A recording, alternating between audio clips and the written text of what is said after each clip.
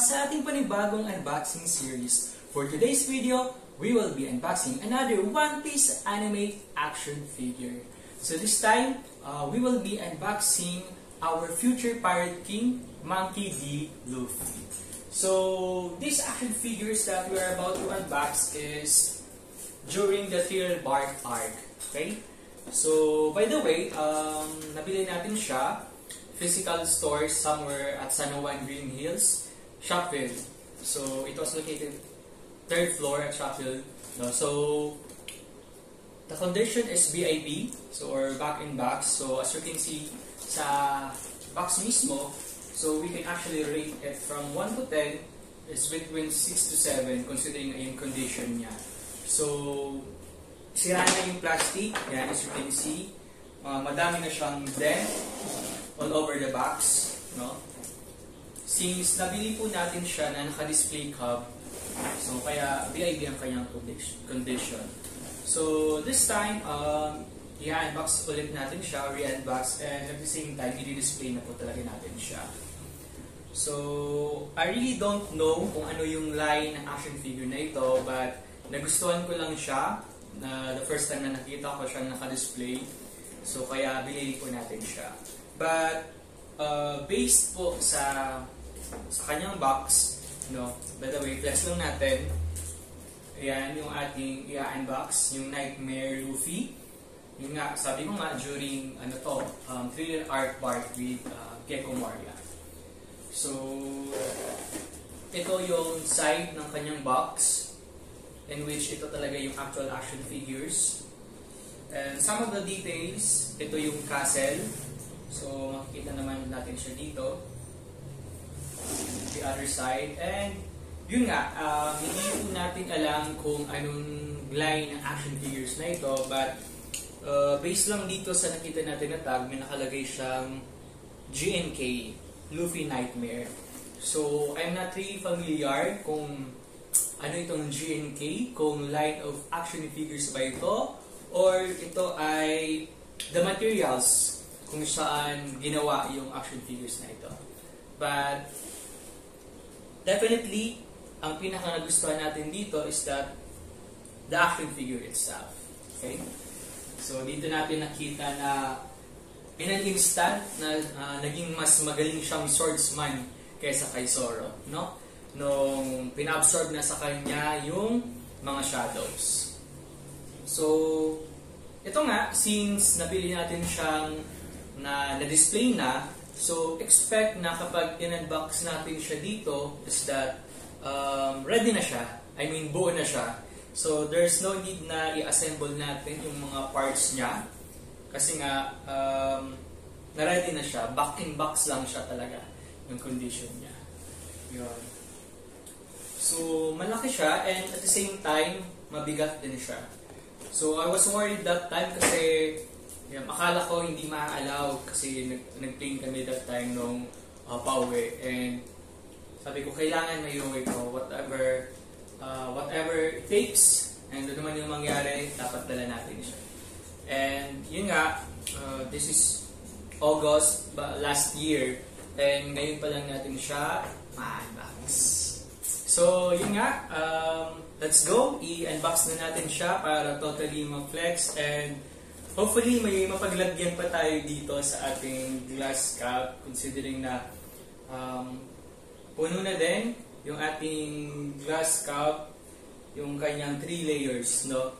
So hanap na lang tayo, just in case hindi kasya, hanap na lang tayo somewhere in my room kung saan pwede natin siyang may lagay. But yun nga, as of now, yung nakikita ko pa lang pwedeng mapaglagay niya is dito sa side ng ating table, or let's see na lang. But this time, i-unbox na muna natin siya.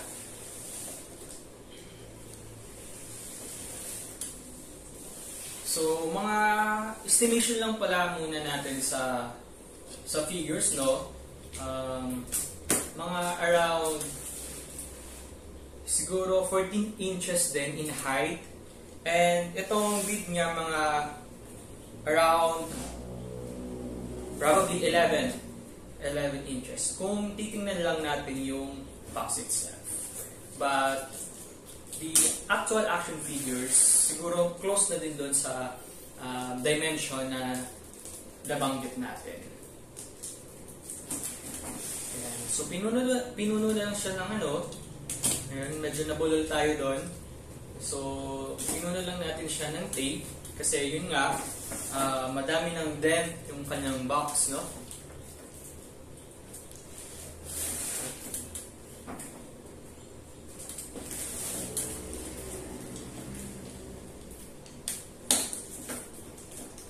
So, just in case you're also planning na mag-collect din ng mga action figures, you can actually buy online. And kung somewhere in Metro ka naman, pwede mo talagang i-visit yung sa Green Hills kasi madami talaga doon na mga store na nagbebenta ng mga action figures. So, actually, mixed siya, no, ng mga binibenta. So, aside sa mga action figures, mayroon din ng mga Marvel, mga DC. So, madami. So, madami kang choices na pwedeng mapagpilian depende sa gusto mo. So, I guess naman, mabibigay naman yung preferred natin in terms of collectibles. Yan. So, since matagal na din siya, may malikabok na din. So, yun nga, sabi ko nga, malikabok. But, buti na lang, mayroon siyang clamshell, no? So, kahit dent na yung kanyang box, may inner protection pa rin siya, no? Just in case for shipment, so at least may additional tayong ito na cover sa actual action figures.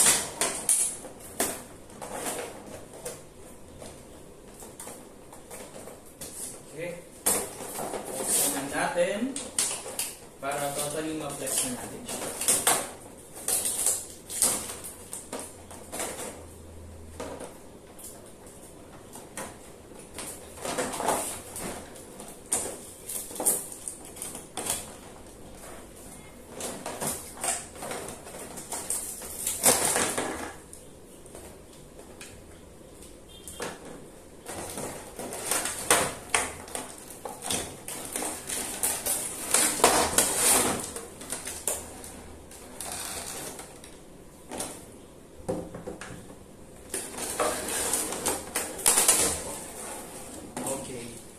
So, basically guys, ito yung itsura, bigat talaga, ng kanyang base. Natanggalin natin yung kanyang clamshell, and ito, as mentioned, yung kanyang base. So, based sa kanyang structure, no, made in PVC ang ating nabili. So again, ito yung kanyang magsisilbing base. Yan, so makikita natin, ito yung top ng castle, no? So, yan yung base, and some of the effects, yung mga shadows, so meron tayo dito. So alam naman natin na yun yung nangyari, no, sa art na ito, in which kinukuha talaga ni Gecko yung mga shadows ng mga pirates na nandoon. And of course, lagay natin dito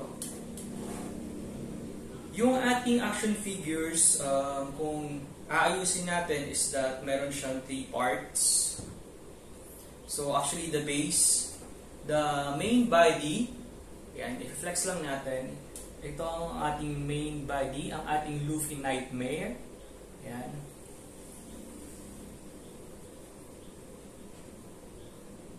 And closer look. Ayan.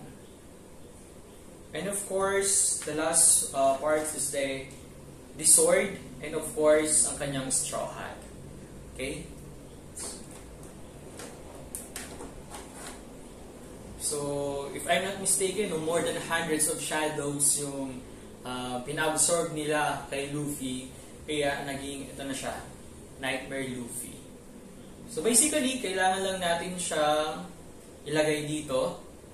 So, ang kanyang support is that nandito sa kanyang left na foot and of course sa kanyang left hand din. So, kailangan lang natin silang i-insert dito sa effects ng cloud, yung kanyang paa and of course, yung kanyang kamay. So, that's it. So, ito ang kanyang itsura. Yan. So, mabigat talaga siya. Ayan. And of course, huwag po natin kakalimutan ang kanyang straw hat.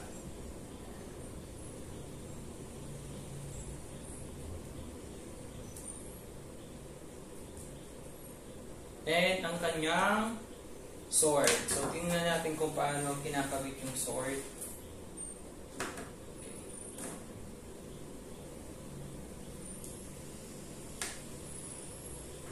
Ayan.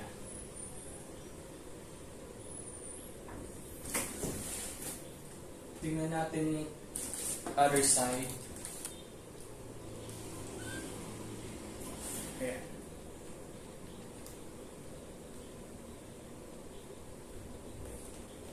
So, basically, ganito lang siya. Kailangan lang natin siyang i-insert sa kanyang kamay. And yung last part, which is nahirapan tayo ikabit yung scalpel kasi kailangan pala talagang ito, mapasok natin ng maayos. And, yun. Ito na ang ating final action figures, ang ating Luffy Nightmare.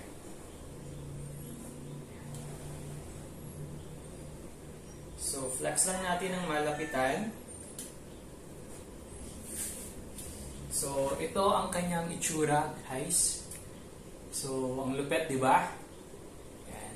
Though, hindi natin alam kung anong line talaga nito, but then, appreciate natin yung action figures. And it seems na, I don't know, but parang very rare na din po yung gantong figure, no?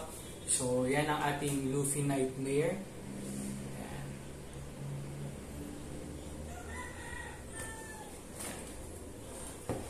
Right? So, there you have it guys, ang end ng ating unboxing series. So, madami pa tayo ditong kailangan i-flex and para stay updated tayo, don't forget to subscribe. Of course, hit on the notification bell para stay updated ka sa ating unboxing series. Hanggang sa muli guys, paalam!